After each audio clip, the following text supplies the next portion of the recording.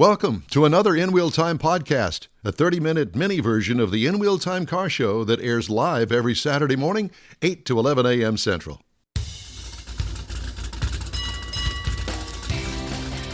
Welcome to the In Wheel Time car talk show on iHeart Radio. Coming up, Jeff's going to bring you our pre-owned car of the week, a 2007 Chevy Cobalt. SS. Let that sink in. SS. Conrad will have the racing calendar. We'll also have the stories making automotive news headlines this week. That more just ahead on this edition of the In Wheel Time Car Talk Show. Howdy, along with Mike out of this world Mars, King Conrad DeLong. We need more Jeff Dziekan. I'm Don Armstrong. Glad you could join us today. And speaking of joining us right now from the Hot Rod Tour of Texas, Jeremy Taylor. Where is Bobby Sparkman is the question. I'm not sure. But he didn't show up, so you got it, right? Looks like it. Looks like it. Oh, my God. So let me ask you this. Are you sitting back, smoking cigarettes, and bathing in the afterglow of the Hot Rod Tour of Texas?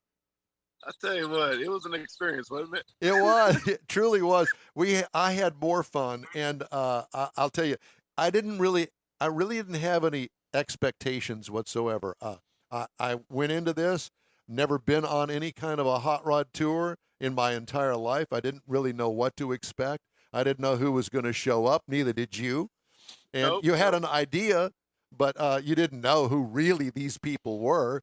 And we all came together and everybody got along. Imagine that. Yeah. I followed y'all on the Facebook, and every day was something different. Every hour was something different from many posts of the folks that were actually traveling with you.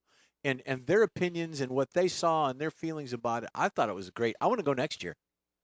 All right. We're glad to have you. Well, so what is your take on the overall report card of the Hot Rod Tour of Texas?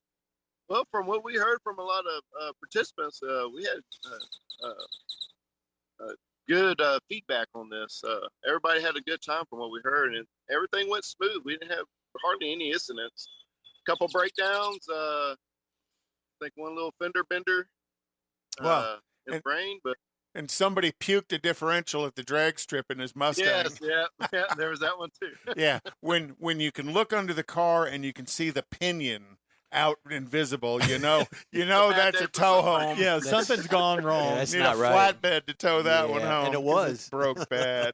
Well, while I'm just going to chime in on that, I was a little bit worried about the axles on the Corvette, on the drag strip, because apparently that is a weak point of my Corvette, my 2001 Corvette, and I thought, oh, dear God, please don't break an axle. I don't need to have that headache. It's a long tow home. Yeah, it definitely is, and thank God it didn't. So, Jeremy, how many people do you think came out in total? Because I know you had kind of in total? Surges in each city. You got more local people would show up. But what do you think if you added everything up at each location? We haven't done a tally. I could tell you, like, from Victoria, we left with 135. Shiner, we had 194 at the Shiner Brewery. We lost count at 253 at the drive-in. Wow. Not enough toes? Not enough fingers and toes? Yeah, we ran out.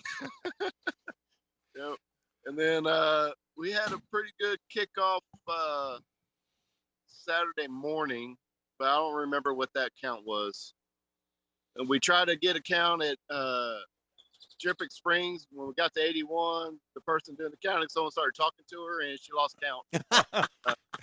That was that teenage girl, right? Squirrel. Yes. Squirrel. Because A shiny thing drove by. I didn't know that she was on the tour, and I saw her counting, lip syncing, 1, 2, 3, 4, 5, 6, 7, 8, 9. And then she kept walking past all the cars. And I said, so how many cars are here? She says, I don't know. Because I got them all mixed up. They just kept coming in the back gate, and I don't know how many of them. I promise I'm going to get to it, though. Public education. Yeah, exactly. She had a blast, too. Yeah. She rode with her dad, and they had a good time. Yeah. Got on the drag strip, too. Well, so I did want to remind everybody. So I went down there on Thursday afternoon. I drove from Sugar Land down to Victoria, okay? And we all met up. I actually went to the hotel first and checked in down there. And then once I got all set up at the hotel and checked in, then I went over to a place called Aero Crafters, and it's titled A Beer Garden and Gastro Pub. Oh. And so everybody was outside in the back. They had a band out there. And, booze, burgers, and a band. Crowbars, the band. Yep.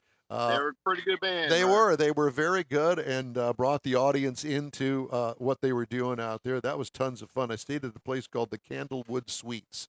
Cost me $80, and so because the boys had done, huh? Yeah, there he is. Oh my God, he finally shows up. He got out of the bathroom. Yeah. Welcome to our world. So at any rate, so we did that on Thursday evening, and then Friday morning we got up, and we all met down there at at Velocity Power Sports, and that was a fun place. So apparently it was an old car dealership, and the guy had taken it over, and he had all sorts of neat off-road vehicles, four-wheelers, all sorts of stuff in there, and a very nice place down there in Victoria. That was fun. And then we headed up north and went up to the Spetzel Brewery. And do you know what Mr. Spetzel's first name is? Shiner. Cosmos. Spetzel. Sounds like a George Jetson episode. And he named the brewery after the city that he set up in, Shiner. I didn't know any of this stuff until I took the tour. Isn't that good? It was educational. It was, as well as nutritious. It was. It's the home of the Shiner Brewery. Yes, home of the Shiner Brewery in Shiner. Every drop is made there. Yep, all of it. And I did not know that they made a lot of different beers at the Shiner Brewery. And did you also know that not only do they make my favorite Shiner Bock, which is, by the way, is their most popular beer, but the brewery still makes the original Shiner called Shiner Premium. Now, you try to find that at the HEB. Oh, interesting. I know they, in October, they do a Shiner Oktoberfest. And that's one I always go out and look for as well. Yeah, they do a blonde, and they got 2 or 3 during the year. Oh, they've got lots. Yeah, wow. They got lots, including they had a grapefruit one, and they had an orange one, and so they're kind of moving into the kind of moving into the flavored seltzers now. And then that evening we went up to New Braunfels and camped out at the Stars and Stripes Drive-In. That thing was a blast. You know, all I could think of was my day back in the drive-ins, when drive-ins were popular, way back when they invented dirt. Yeah, you snuck in the trunk. And I will tell you that the concession stand at this place is bar none first class all the way. The concession stands at the drive-ins where I went to were absolute dumps. And you go in there and you get a thing of Milk Duds and some popcorn and a photo. And if you're lucky, you got a dirty water dog. Yeah, because they didn't have a grill. Oh, bad. This place was top notch. It was first class all the way. I was really impressed with it. It's all 50s theme. Yeah, it is. And great. Fits right in with Don. And no more speakers hanging on the poles in there. You just tune into a radio station that they've got for that particular screen. There are 3 screens there. Ours, of course, was the busiest, and had a great time there. That was day one. And that was American Graffiti you guys watched. Yeah. So everybody's throwing revs on the way out, I'm sure. I don't know. I didn't stay till the very end. I headed back. But and we had about 253 cars, hot rods at the drive-in that night. I hope they took a lot of pictures and video, because that'll be great advertising for them. As well. They had a videographer there doing some video and some interviews, and they're going to use for advertising for the drive-in. Hey, did either one of you guys meet the guy that had the yellow Chevy Love pickup truck with the blower in the back? Yeah, the blower in the back. I had a long conversation with him.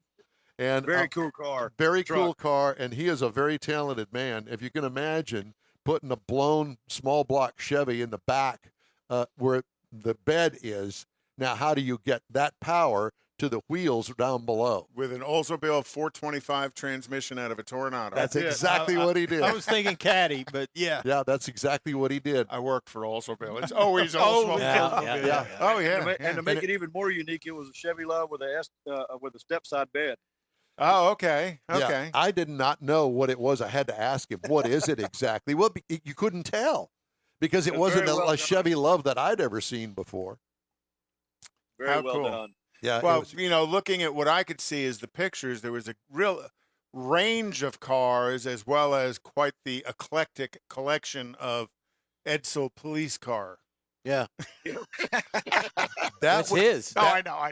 That would be Bobby Sparkman's. And what's underneath that thing? What? It's sitting on a full 2000 Lincoln Town Car chassis, full drive line, everything. So the wheelbase was correct for the Edsel? Very, very, very, very close. We had to do some modifications, build some lower A-arms, but other than that, it was pretty much a drop-on. I love because you'd see that everybody, didn't matter who was adding to the photo collection on the Facebook page. Everybody had that Edsel in it. You know, whose yellow pickup truck was that? What's that? Whose yellow pickup truck was that? Mine.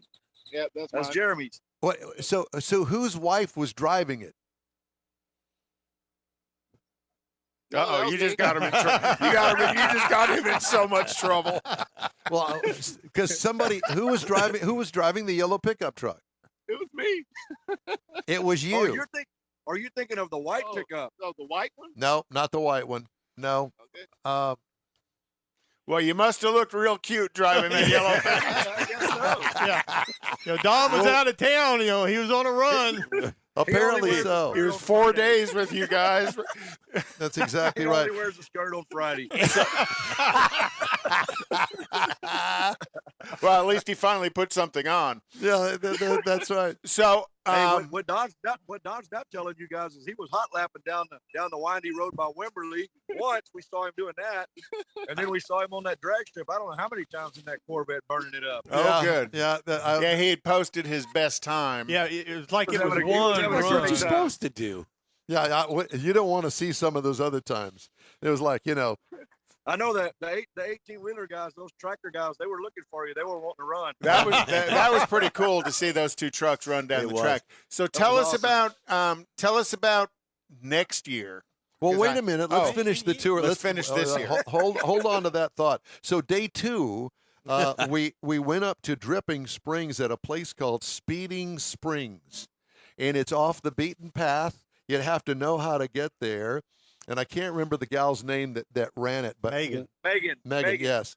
Oh my gosh, what a collection of cars that she had in that place. Everybody, their jaws were on the floor there looking at all the beauty of that shop that she had. And I say shop because we didn't know, but when we rolled in there, at least I didn't, that this is going to become her repair shop where she had all these cars on display. She was building 10,000 square foot garage just down the way where she was going to show a lot of the cars, but she turns these cars, and that's what she does for a living. And the cars that were in there were absolutely stunningly beautiful. They just started going up with the steel on the new building this week. They did, yeah. So at any rate, that was a great stop. We stopped there and had lunch off of a food truck that was tons of fun. And then we went on to the Little River Dragway in Holland, Texas. And they were expecting you. And they were expecting us. And for $30, I got to run down the drag strip as much as I wanted to. And I was a little bit worried about whether the car was going to not break an axle or not. But it did not, and I'm glad to say that we all pulled through on that one. So somewhere somebody held or had the fastest time. Do you remember what it was? I don't. We haven't gotten the time slips in from everybody yet, but I know there was some 12s and 11-second runs for sure. That's pretty. I know cool. the guy from Michigan ran. He drove his car in from Michigan and then ran on the track multiple times, and I know his time slips. He was in the 12s. How cool! Yeah. Well, your old pal in the black Corvette did a 13.0 on his best pull, so I didn't do too bad for an old man. No, that was great. Yeah, so we were pretty happy with that. And then on day 3, we did the 7:30 kickoff up there in Temple, Texas. That's where we spent the night. And we went over and all met up at the mall loop. And I think, wasn't that where it started raining?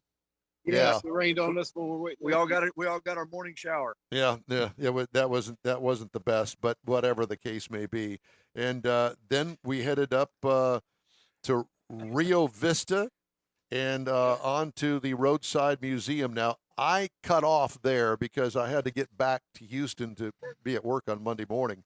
But I put a total of 785 miles on the Corvette. I got anywhere from 22 to 26 miles per gallon on average. And there was a stretch there that I was bumping at the 28 mile per gallon Wow. mark. Oh, yeah. 6-speed, Very 6 cool. gear, cruise control. Yeah, so it was all good, and I had such a good time.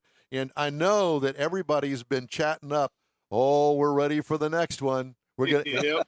now that we got one under our belt, we're ready for the next one. And I was thinking, and I know that you guys don't want to hear this, I was thinking, okay, so we've got a spring one we just finished. Now let's talk about a fall one. Nah, Bobby's already said there's only one a year. I don't think he's got more time than that. Yeah, I know that you guys spent months putting this thing together.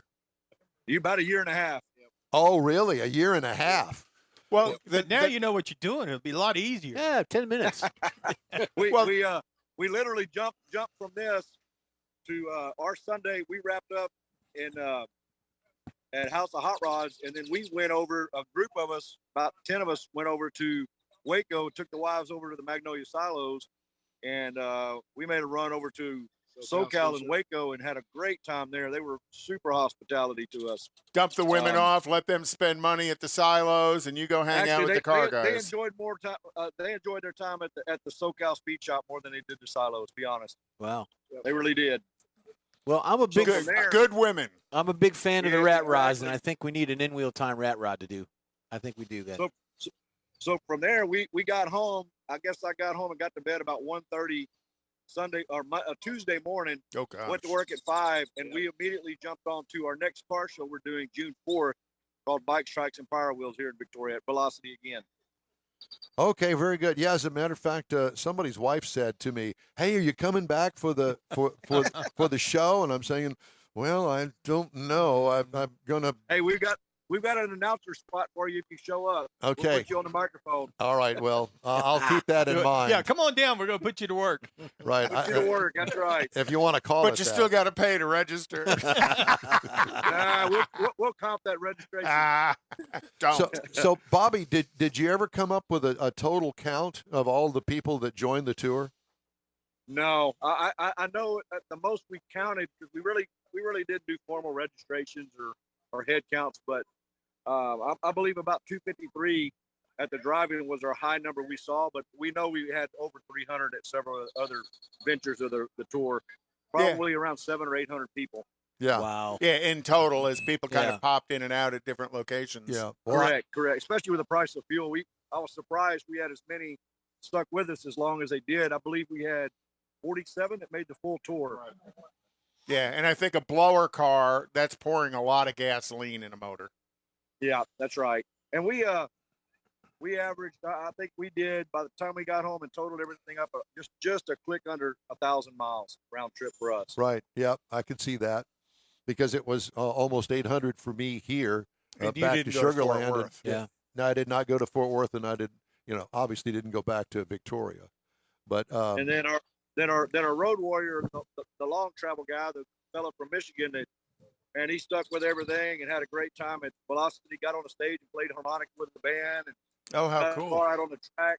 I believe he clicked around 3,500 miles, 3,600 miles total. Wow. Yeah. Well, it's great that you guys get that kind of pull, and now after the first one, the second one's going to be even better. Who's photobombing us there in the background? Oh, that's my youngest boy. And his name? That's Henry. Hey, Henry, how you doing? Give us a wave. They want There you to go. wave at him. Jeff, Can you wave at him?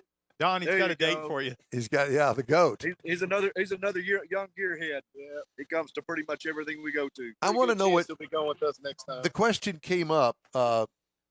Both for both of you, Bobby and Jeremy. What do you guys do for real? I mean, What was that?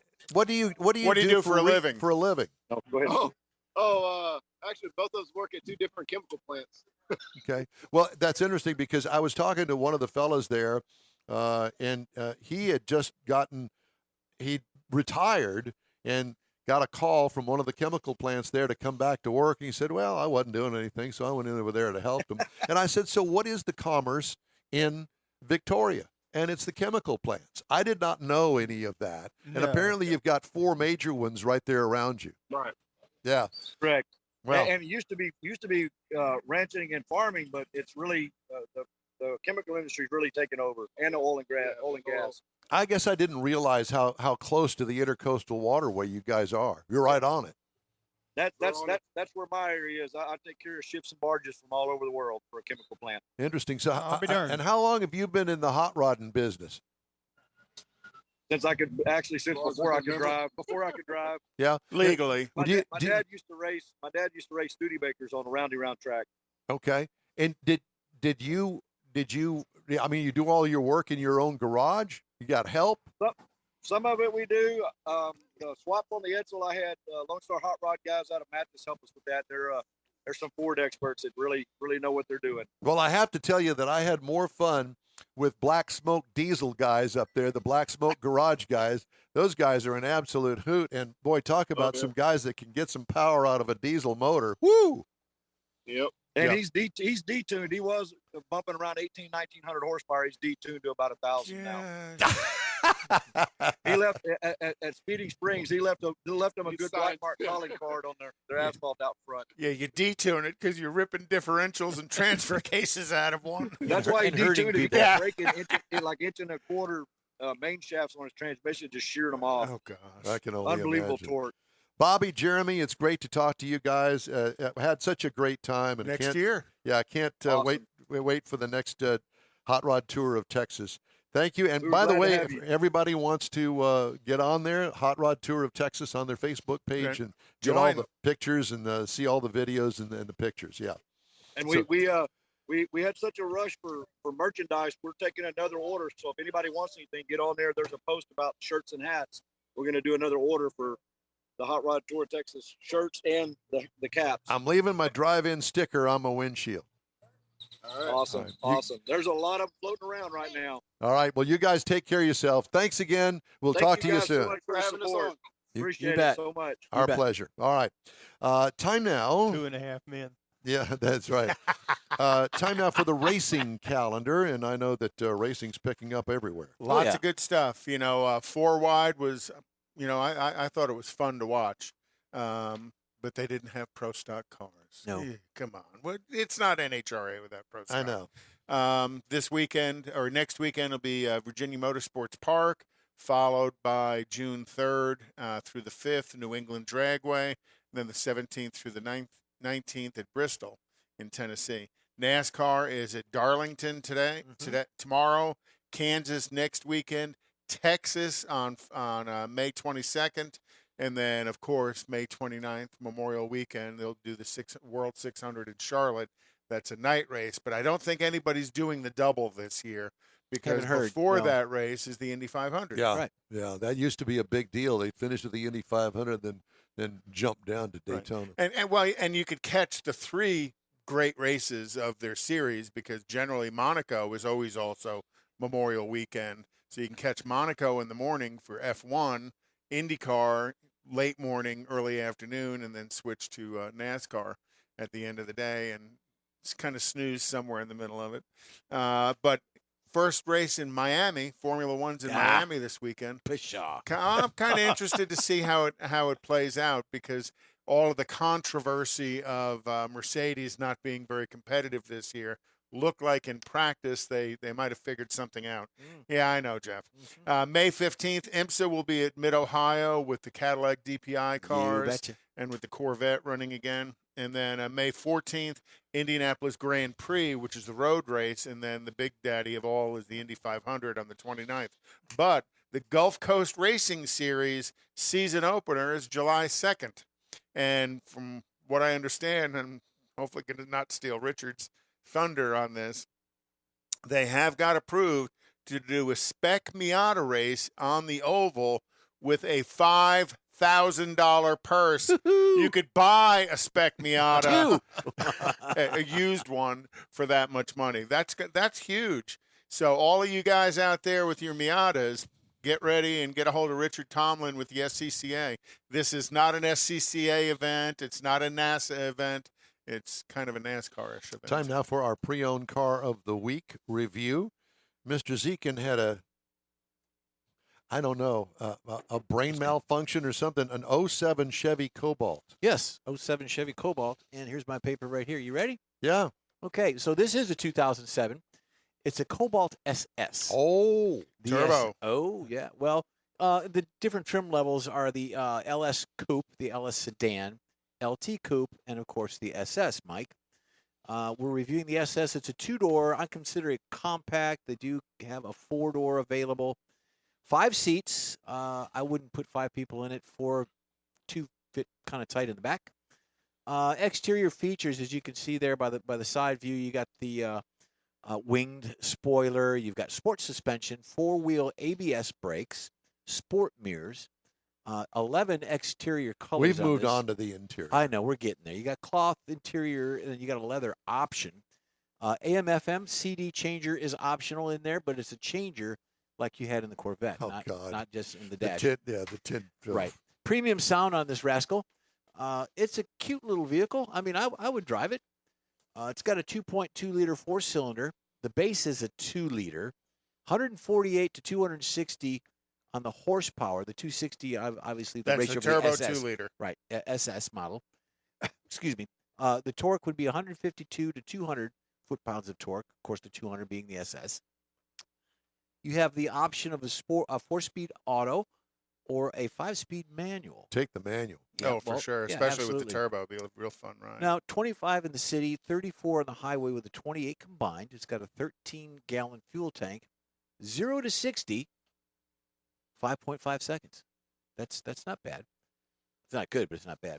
Ride and handling, you've got the 205 5017 alloy wheels, 4-wheel disc brakes, traction control is an option. You get turbo, you can get turbo or supercharged.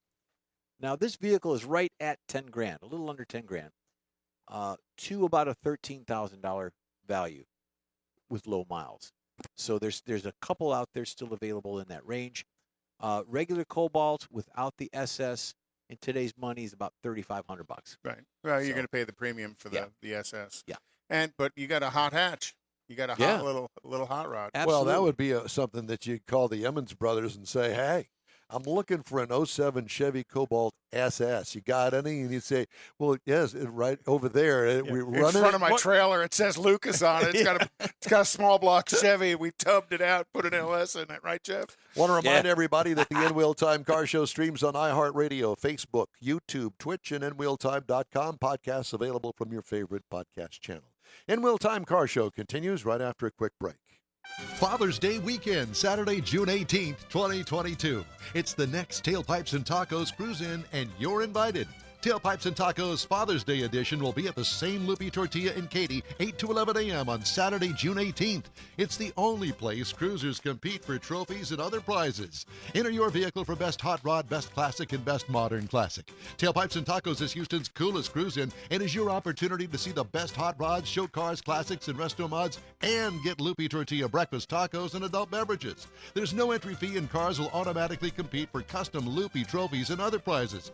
It all happens at the Loopy Tortilla Tex-Mex in Katy on the Grand Parkway at Kingsland Boulevard, just south of I-10.